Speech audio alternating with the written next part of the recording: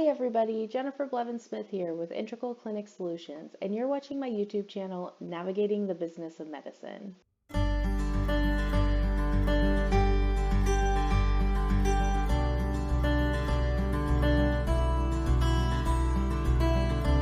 Today we're going to talk about PECOS and the online portal for enrollment and changing assignments through CMS, and that's through the PECOS portal. It's going to be a high-level share of a screen, and I just want to walk you through and orient you through a few things using the PECOS website and give you a few tips. Please note that, again, this is a high-level overview. You definitely need to dedicate undivided attention and time when you're doing this because it can be tricky using the PECOS website. It can be confusing, but the more time you put into it and that you actually read things and process and understand what you're doing and how to do it, it's only going to benefit you. So at first it is going to take longer than if you do it down the road after doing it multiple times, but the more you do it, the easier it gets, the faster it will become. But again, definitely make sure you're setting aside a proper amount of time to focus on this and not just rush through it. So to get onto the PECOS website, you use the same exact login information that you would use to log into the portal where you get your MPI 1 and MPI 2 numbers, the Identity and Access Management System, and also the EHR Incentive Program. So if you don't have an Identity and Access Management System set up username and password, then you can't get onto PECOS. So you have to start here where I'm showing you. And this is where you would go on if you're a provider and you have somebody working on your behalf in credentialing, then you would want to connect them to your account so they can help work on your behalf without logging into your portal, which is nice. If you are someone who is working for a provider and doing this for them, you need the provider to log into their Identity and Access Management System and grant you a connection to their portal so that you can work on their behalf. Because if you don't, then you would have to log in using their credentials in the PECOS system, and that's just not compliant, that's not safe, and so it's just best that you create these connections. So this is where it happens, and it will walk you through it when you click on it. See right here, it says go to My Connections and select another organization to be a provider or surrogate by your employer. You can add staff who will help work with you. So if you're a provider, you can add an employer. If you're an employee wanting to work under a provider, there's a bunch of different things. And then they can decide which access they want to grant you to. So you could be granted access to all of these. You could grant someone access just to PECOS or just to the MPPES, which is the MPI portal, but you definitely have flexibility in this. So once you have all that established and you know connections have been approved, then you go back to the PECOS. Now again, I have some providers that are assigned to me still that I used to work with, and so I do not want to share their information, of course, because of privacy, but I'm going to give you kind of a high-level overview and just help you kind of navigate through here. So this is the home page once you log on to PECOS, and you just want to make sure that you're reading through everything. Anything in red is going to be very important. Do not disregard it. And anything that has a hyperlink, you can definitely click and it will take you to another tab and it will open up that page. Down here, you can click on this to see your associates and the people who you are tied to. They call them your associates on this side, your connections. You can access your account here and manage it from here. And you can see who has access to Medicare enrollments, and then here's the revalidation notification center. So every so many years, Medicare requires that organizations and providers revalidate. So this is where you would get the notification, and then you would click the links and it will walk you through doing that electronically.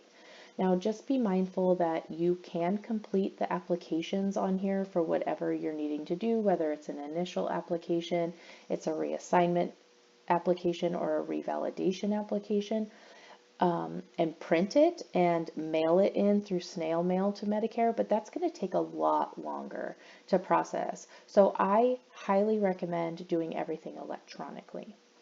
If you are a provider or an owner of a practice that needs to sign off on applications in order for them to be sent to CMS for processing, then you would have the notifications listed down here, and you can click on them as they're listed and sign them. You will need to know your password to log into the portal, because that's how they validate who you are through your signatures, by entering your password. You should be receiving emails to whatever email you've registered under your identity and access management system stating that you have a signature pending in this portal.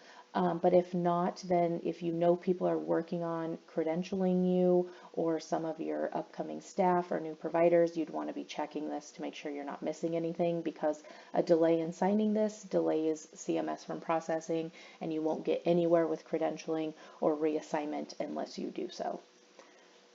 So here is the home page. Like I said, there's how-to guides over here. I did go ahead and open a few important tabs that I think should be brought to your attention. I will put the links in the description for the video so that you can open them on your own, check them out, and read them, bookmark them if you feel they're helpful.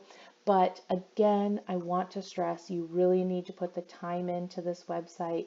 Read, understand, use the resources they offer to you to help you get through this, because it can be frustrating the first few times until you kind of understand what needs to be done and what they're asking.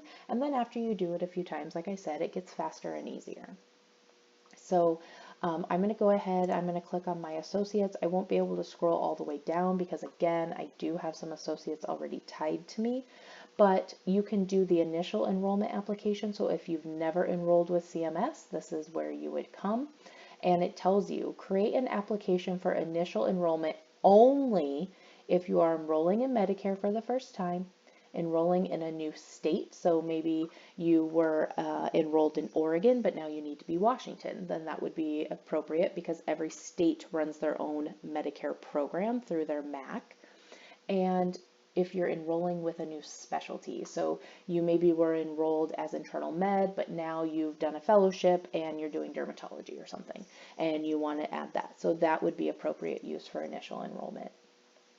And then down here are the checklists, and you want to make sure that you're reading definitions closely on this website to understand which application or which forms you actually need to complete based on the services that you're going to be rendering and how you're going to be rendering those services. So here's a checklist for the sole proprietor or solely owned organization using PECOS. Here's a checklist for individual physician and non-physician practitioners. And then here's one for provider or supplier organizations. So you want to make sure that you're reading. Here's a glossary, how-to guides, here's a help, like what's Medicare A, B, legal business name. That's really important, because you have to use the name of the organization as you have reported it to the IRS. So however you registered for your tax ID number, then you have to have it match. If you're using your social security number,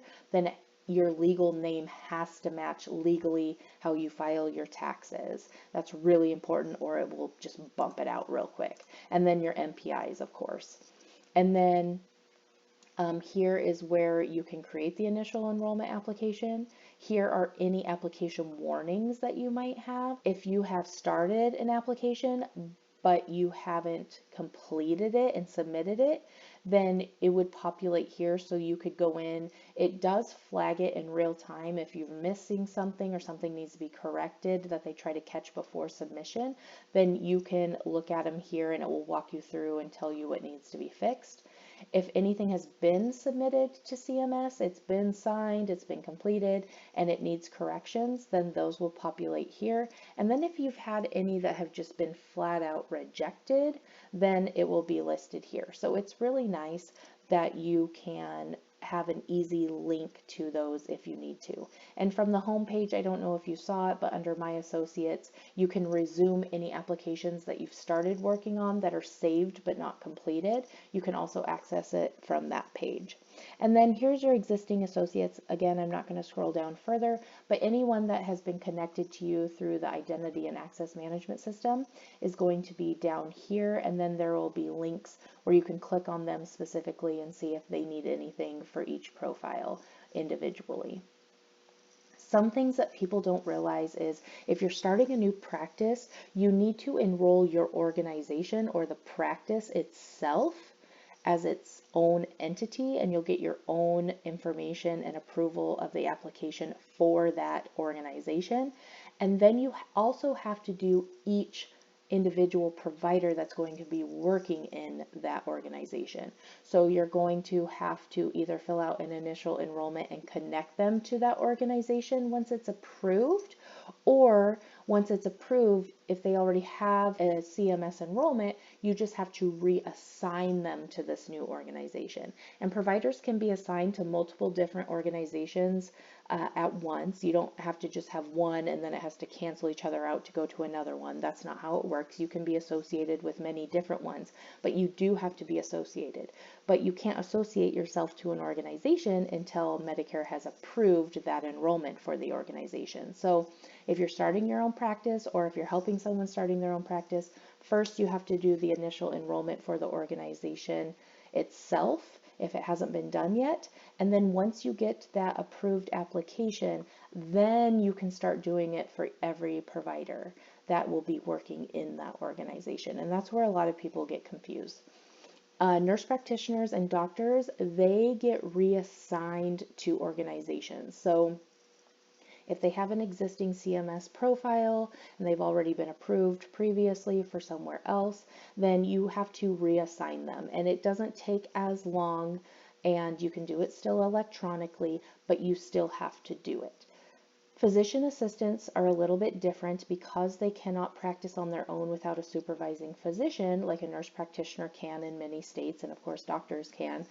They are not called reassignment. It's called something else. It's escaping me. I apologize. But if you have physician assistants that are going to be working for you that you need to get enrolled or change for Medicare enrollment, I would call your MAC, which is your local Medicare administrator contractor, and find out exactly what needs to be done in your state for physician assistants in order for them to be approved under an organization. And the supervising physician most likely will have to sign off on their assignment, reassignment, or, I call it reassignment, but on their application. Just like the owner of the business, the doctor is going to have to sign on the application for the organization, and the owner will have to sign off on every provider's application or reassignment that gets put through to that organization that you're trying to connect to. So let's say I am the owner of Clinic Health, and Clinic Health has been approved, and now I'm going to hire a nurse practitioner and I'm going to put them under Clinic Health.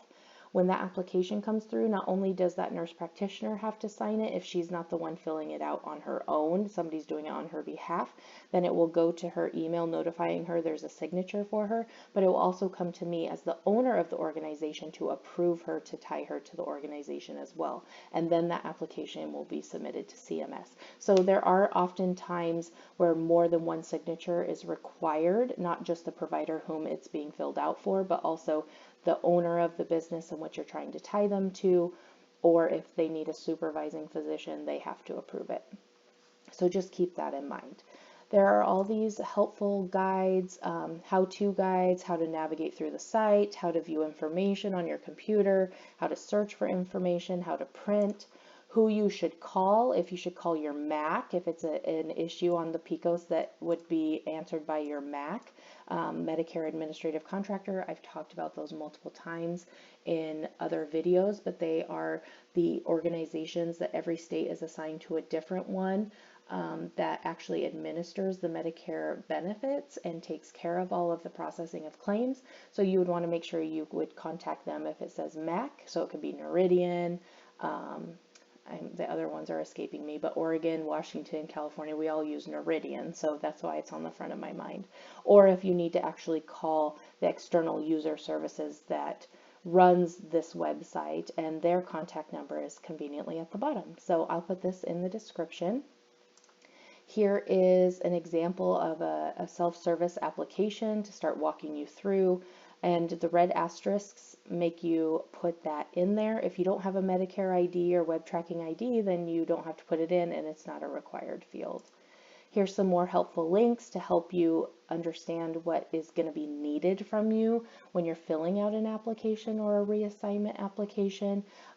This is specifically for new enrollments checklist, and it will tell you based on which application you're filling out what you'll need. So I opened the individual physician, non-physician practitioner, and this is an example of all the stuff you're going to need to have at your fingertips to enter into this database in the electronic application. And you can download it if you want it, print it, whatever you need to do. But I will put the links in the description for the ones that will work without being logged into PECOS itself. But I hope this helps. Definitely make sure you get oriented to the site, play around a little bit, read the resources, use the resources, read fully what they're asking for you, definitions, so that you do it all correctly, because trust me, you can go back and forth a million times for return for corrections, or then they'll just reject it and it gets really frustrating. So spend the time up front so that you're not spending and wasting more time on the back end for rushing through it from the first point. If you have any questions regarding this, please leave that in the comments below. Smash the thumbs up button if today's video was helpful, and subscribe to my channel if you haven't already. Take care of yourselves. I hope you guys have a good one. Thanks so much for watching. Bye-bye.